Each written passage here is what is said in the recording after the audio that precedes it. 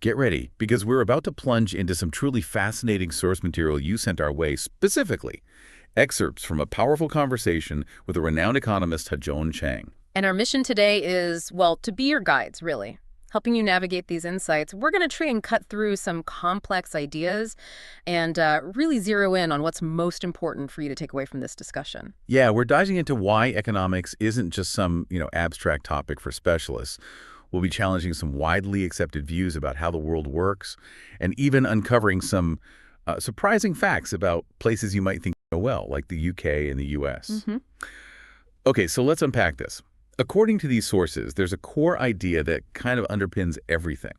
Why understanding economics is just absolutely crucial today. Right. The source makes a really striking claim right at the start. It says basically in a capitalist society, democracy is, well, essentially meaningless unless everyone understands something, anything really, about economics. And when you look closer, you see why they say that, don't you? Everything in our lives, they argue, it's all filtered through the logic of the economy and often, more narrowly, the market. Yeah. Think about it. The funding for your local museum, support for artists, whether the library stays open, your mortgage rate, job availability, whether your kids can pursue a creative career without needing wealthy parents.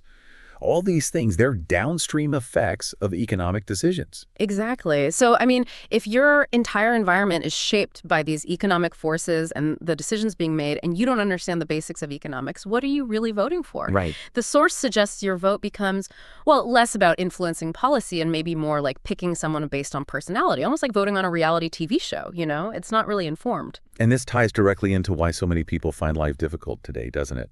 The source acknowledges that reality, people are struggling, working multiple jobs. They're just exhausted. But the crucial point it makes is that you need to understand economics precisely because your life is difficult. It's not like an accident. No, exactly. It's difficult for a reason. Decisions were made by politicians, by major financiers that created many of these unstable, poorly paid gig economy jobs we see now. Yeah. They replaced the more stable jobs that were, well, more common in the past. And here's where it gets really interesting, I think, because the source pushes back hard on the idea that these difficult conditions are somehow natural or, inevitable. Right. They highlight that things we often take for granted today, stable jobs, limits on working hours, paid holidays, maternity leave, job protection, grievance procedures, these weren't just gifts from nowhere. No, they were created. Human beings fought for them. Trade unions, politicians, just ordinary people demanding better conditions. They weren't God-given. So, while the problems we face in the labor market today, which this source quite bluntly calls crappy, are complex. Yeah, it doesn't mince words there. The significant part of the story, according to the source, is that people maybe weren't always fully aware of or perhaps didn't fight against the specific decisions that led us here. A lack of economic understanding can, well, leave you vulnerable. Absolutely. That makes sense. That leads us neatly to a term that's thrown around a lot and features prominently in the source, neoliberalism. What exactly does this source mean when it talks about neoliberalism?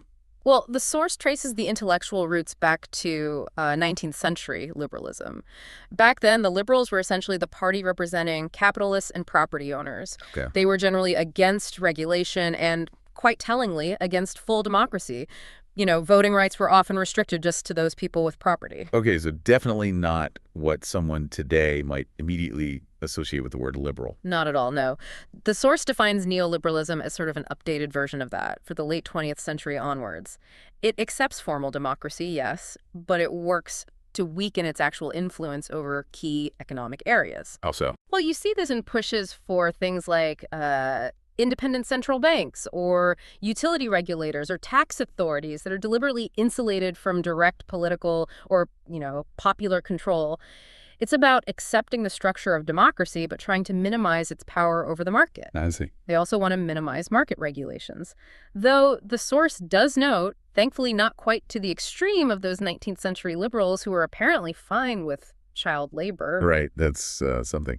And the source points out that the language itself can be a bit misleading, can it? Words like liberal, liberty, freedom. Exactly. They're used, but the freedom being championed is primarily that of property owners to operate with, well, minimal constraint. Okay. Yes, and the source is quite emphatic that this particular economic idea, neoliberalism, has become so dominant in recent decades that many people don't even realize there are other valid ways of thinking about economics. They just assume this is economics. Pretty much, Ah, yeah. The source views this lack of plurality, this sort of intellectual monoculture, as dangerous and unhealthy for a democracy. okay. But you mentioned neoclassical economics earlier. Is that the same thing? Ah, good question. No, the source makes a distinction. It's important to understand that neoclassical economics is different from neoliberalism. Neoclassical is an approach, right? A theoretical framework that's actually quite good at analyzing market exchange in mature capitalism.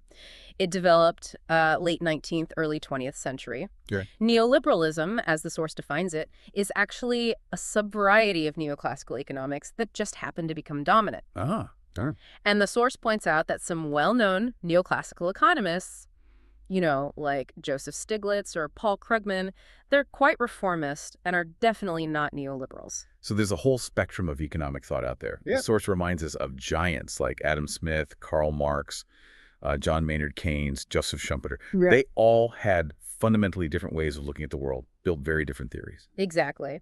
And the source uses that wonderfully British expression, horses for courses, which I quite like. Me too. It makes the point that different economic approaches are simply better tools for analyzing different kinds of problems.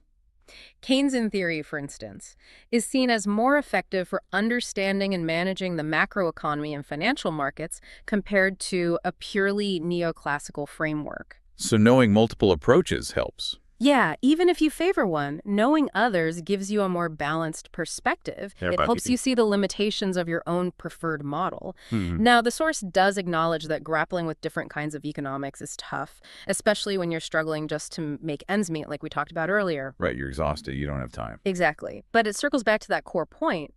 It's necessary because these ideas aren't just academic exercises. They fundamentally structure our lives. Okay, that really sets the stage. Now, the source tackles a pretty critical question. Why has neoliberalism been so successful in becoming the dominant ideology? And perhaps more importantly, how has it actually performed in the real world? Has it delivered on its promises? Well, this is where the source gets really sharp. It claims the actual record of neoliberal policies over the last, say, 40 years is appalling. That's the word it uses. Wow. And the reason you might not widely know this, because, quite bluntly, the source argues, people with money and power benefit from it, and, well, they don't really want you to see the evidence. Appalling is a strong word. What evidence does the source actually present to back that up? Okay, there are two key pieces of evidence highlighted. First, and this is probably most visible to people, is income inequality. Okay. It's risen dramatically in most countries associated with neoliberalism over the last 4 decades. The source gives a specific example. The UK was once one of the most equal rich countries, and now it's one of the least equal in the OECD. That's the Organization for Economic Cooperation and Development, mostly wealthy countries. And the U.S. The U.S., meanwhile, holds the unfortunate distinction of being the most unequal in that whole group. Okay, so inequality soared. What's the second piece of evidence? Second, it's about growth. Contrary to the promises often made by these policies, the idea that giving more wealth to the top, the whole trickle-down theory. That it would accelerate growth for everyone. Right, that was the promise. But growth has actually slowed down globally. The source points out that per capita world growth over the last 40 years has been about 1.4% to 1.5%, Okay. which is roughly half the rate of nearly 3% seen during the post-war golden age, say, between 1950 and 1975, before these policies really took hold. So just to be clear, the core promise was faster growth by benefiting the wealthy, but the source's evidence suggests growth actually slowed down while inequality just skyrocketed. That's precisely the source's argument. The money went to the top, absolutely, but the expected acceleration in aggregate growth, it just didn't happen. The trickle-down hasn't worked globally, at least not in terms of boosting overall per capita income growth rates. Okay, well, given this record, if it's truly appalling, as the source claims, why does it think this ideology persists? Why is it still so powerful? The source is quite direct here. It basically says it persists because it is blatantly in favor of rich people and those in power, and, well, they have no real interest in changing a system that benefits them so handsomely. Makes a certain kind of sense, I suppose. And the source uses a really vivid analogy to describe the UK's situation under this ideology. It compares Thatcher's deregulation efforts to simply removing traffic rules, Right. getting rid of speed limits, seatbelts. Okay. Yes, some people went faster, sure, but it resulted in many car crash victims. Then, the source suggests, New Labor came along. They offered support for the victims, maybe setting up funds, prioritizing them in hospitals, that kind of thing, but they fundamentally didn't restore the traffic rules. Ah, I see. That analogy really drives home the idea that the underlying framework just stayed in place, didn't it? Even under different political leadership. Exactly. It suggests even parties not typically seen as right-wing have, to some extent at least, accepted the neoliberal rulebook. That's the implication. And the source concludes from this that unless those fundamental economic rules, those underlying policies are changed, it honestly won't matter that much which political party is in power, at least in terms of the real impact on people's everyday lives. Okay, shifting gears slightly then. When we talk about growth, isn't the U.S. economy often held up as a kind of success story since the 1980s? Does the source see it that way? Not quite so simply. The source offers a much more nuanced view, really pushing back on that straightforward narrative. Yes, there's been growth, okay, but you have to look closely at how that growth is achieved and, crucially, how it's distributed. Okay, so what's the nuance?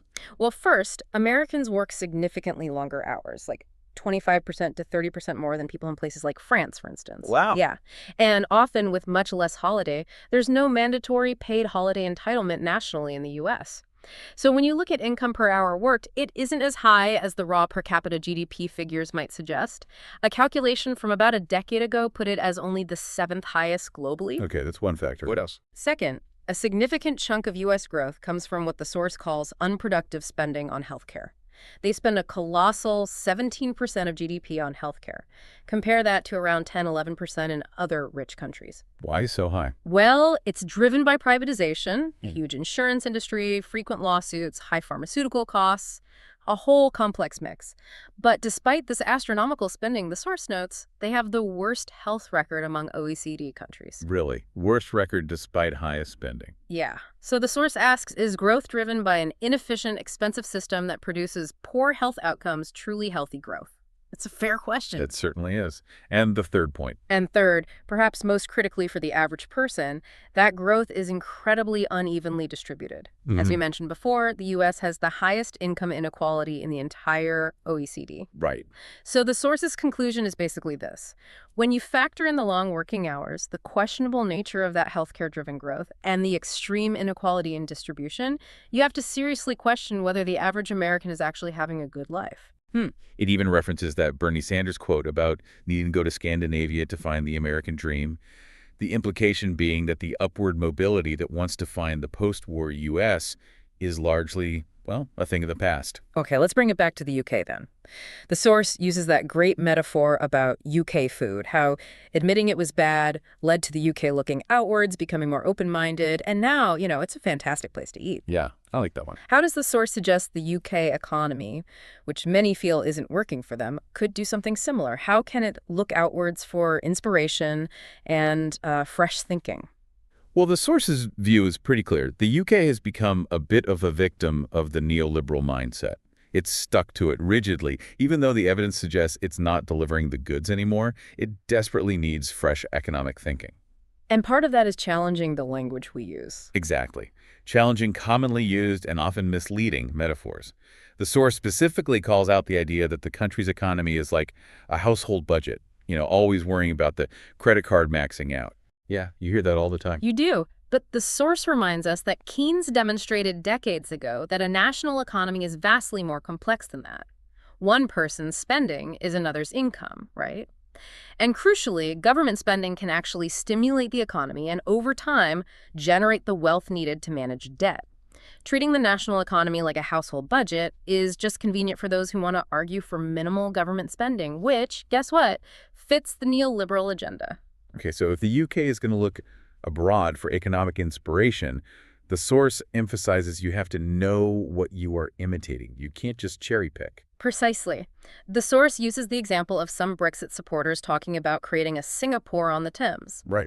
But the source points out this completely ignores fundamental realities about Singapore's success. I mean, it involved the state owning around 90% of the land and providing about 85% of the housing. Wow, 90% of the land. Yeah, that gave the state enormous leverage to attract investment and direct development, something the UK simply cannot replicate easily, given its history and, well, different ownership structures. So what are better examples to look at, according to the source? Well, instead, the source highlights successful examples of deliberate industrial policy elsewhere, places like Korea, Taiwan, China. They actively used government intervention, subsidies, regulations, trade protection, state-owned banks to build specific industries. Can you give an example? The fascinating example given is Hyundai in Korea.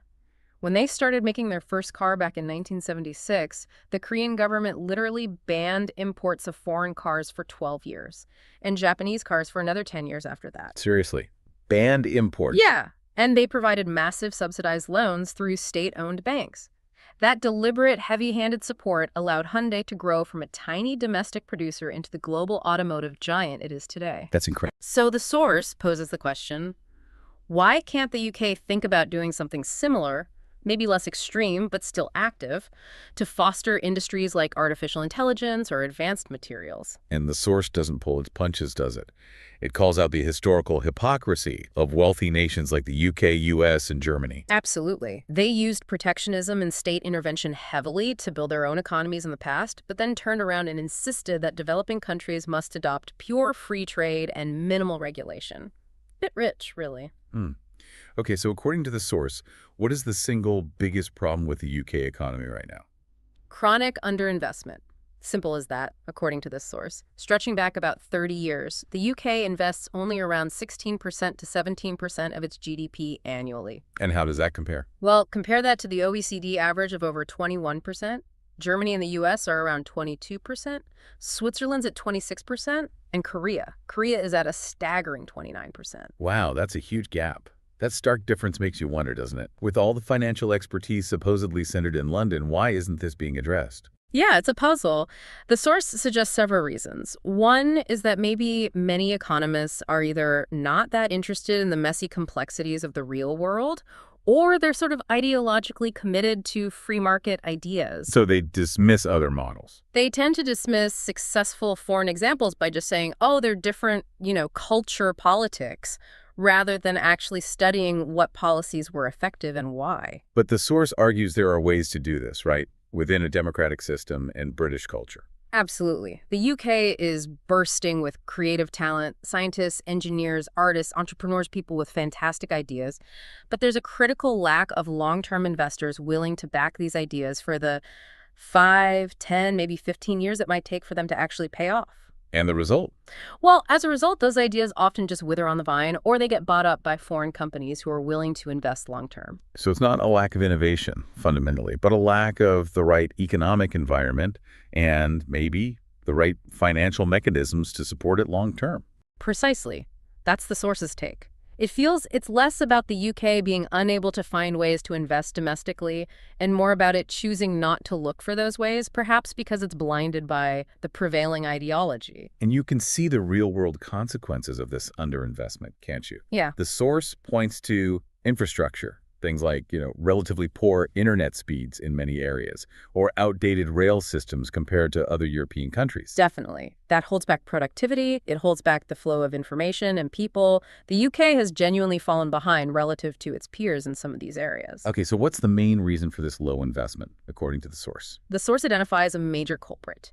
The UK has an overly strong financial sector that has become extremely short-term oriented. Short-termism in finance. Yes. While modern finance is obviously necessary, it's grown too powerful and it's become hyper-focused on quick returns. The source notes that the average period someone holds shares in the UK plummeted from about 5 years in the 1960s down to just 8 months before the 2007-8 financial crisis. 8 months. That's barely owning it. Exactly. It's speculation, not ownership. And this short-term pressure from finance forces companies to also become short-term oriented just to keep those shareholders happy. So what do companies do? They stop investing for the future. They sometimes cut staff. And increasingly, they funnel profits back to shareholders via dividends and especially share buybacks instead of reinvesting in the business itself. Is there data on that? Yeah, the source provides figures suggesting that in the US and UK recently, something like 90% of corporate profits have been directed back to shareholders. Historically, it was more like 45% to 55%. 90%. Wow. That leaves very little left for long-term investment or R&D, doesn't it? Exactly. Very little. The source uses examples like GE piling up debt while doing massive buybacks, or suggesting that even icons like Boeing and Apple could be losing their innovative edge because they're prioritizing buybacks over that crucial long-term investment. Short-term shareholders, the source argues, are essentially speculators. They don't have the same stake in the company's future as a true owner would. So the source argues pretty strongly that a new deal is needed with the financial sector. That might involve regulations, perhaps even restricting share buybacks, to shift the focus back onto productive, long-term investment in the real economy. Does it have to be perfect investment? Well, they acknowledge that investment needs to be quality, not just quantity, but they argue that basic infrastructure, better broadband, better rail, that's a no-brainer. It needs fixing now. For the really cutting-edge areas, yeah, it requires careful exploration and deliberation, government, finance, entrepreneurs, scientists working together, and accepting that when you push boundaries, some projects will inevitably fail. That's part of innovation. Okay. Let's move on to thinking about taxation and public spending. How should we view tax, according to this source? What's the perspective here? Well, the source offers a perspective that might challenge some of the common debates you hear. It argues that the amount you tax is actually less important than how well you spend the money you raise. Less about the level, more about the effectiveness. Exactly. The example given is Paraguay. It's a country with very low taxes, just 10% top income tax, 10% corporate tax. Sounds great, maybe? But because the state collects so little, infrastructure is poor, public services are minimal, and safety is a major concern. The source suggests most people would actually prefer to pay much higher taxes like they do in Germany or Denmark because the public services, the infrastructure, the social safety net, they provide a vastly better quality of life and overall outcome for citizens. So how does that apply to the UK?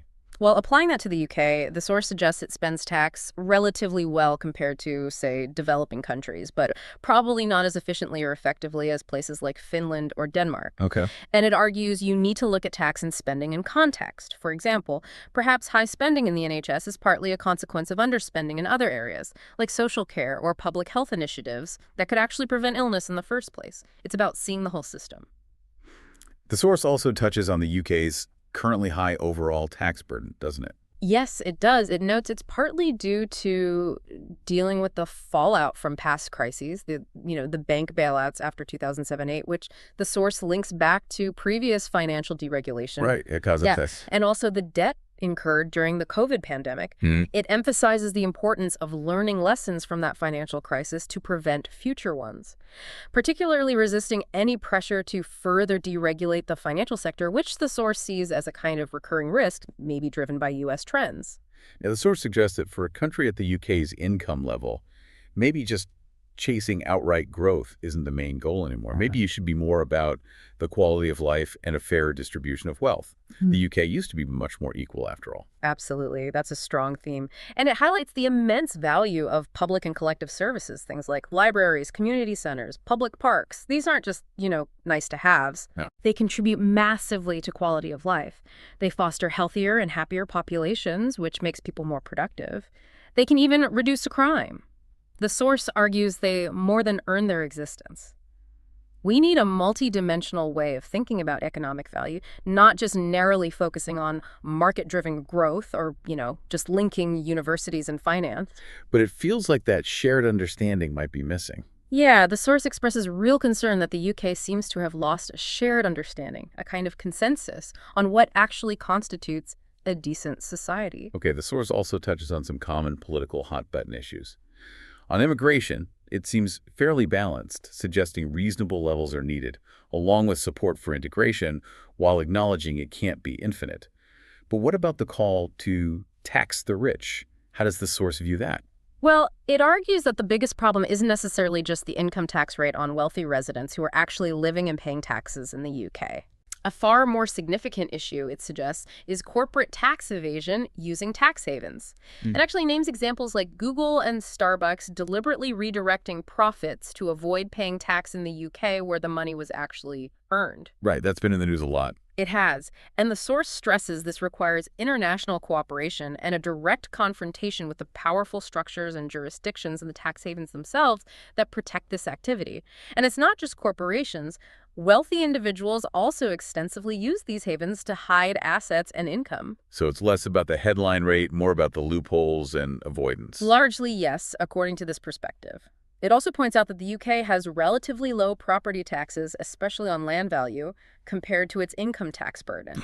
This is politically very difficult to change, of course, because many wealthy people, including landlords with political influence, benefit significantly from low property tax. So where should the focus be? The source suggests looking more closely at property, land, and maybe financial assets as areas for taxation, not just focusing narrowly on income tax rates all the time. It specifically mentions the outdated council tax valuations in England, which mean some properties now worth millions still have very low bills. That contributes to a sense of unfairness. Right, the valuations haven't been updated in decades. Okay, wrapping up then. How optimistic, or maybe pessimistic, is the source about the future, both short-term for the UK and perhaps longer-term for the West or even globally? On the short term, for the UK specifically, the source sounds quite pessimistic about the government that was in power at the time of the conversation, despite its large majority then. Why pessimistic? It suggests they seem to be hindering their own potential for bolder action by immediately defaulting to that argument that there's simply no money. The source predicts that if they stick to that line and don't deliver significant change, they'll likely be voted out after one term because people voted for change. The source believes they needed to at least start doing something tangible and different. And beyond specific governments. Crucially, the source emphasizes the need to fundamentally change the narrative around economics. Stop using those limiting, misleading metaphors like the national credit card is maxed out. Explain things better. Yes. Explain that problems like NHS waiting lists aren't isolated. They're often linked to underinvestment and underspending elsewhere in the system, in social care, in prevention. Talk about the real, tangible value of public spaces and collective services for everyone's quality of life. Find ways to channel the UK's incredible creativity towards productive economic growth, not just financial engineering. Change the narrative away from divisive messages towards something more positive and constructive. So is there long-term hope? Yes. For the long term, the source definitely sees potential. The UK has this deep well of creativity, particularly in arts, science, culture. If policies and the economic narrative can shift to properly channel that creativity and actually back it with serious investment, the source believes there is significant potential for the future. Where specifically? It mentions the potential in modern media and scaling creative industries globally, but stresses again the need for basic infrastructure, like decent internet everywhere, to enable that. And it makes an interesting point. Maybe the UK's real edge in an increasingly AI-driven world is its human creativity, its actors, artists, playwrights, athletes. Because AI might take other jobs. Precisely. Because AI is expected to take over many jobs in areas like accounting, law, even analyzing medical scans like radiology.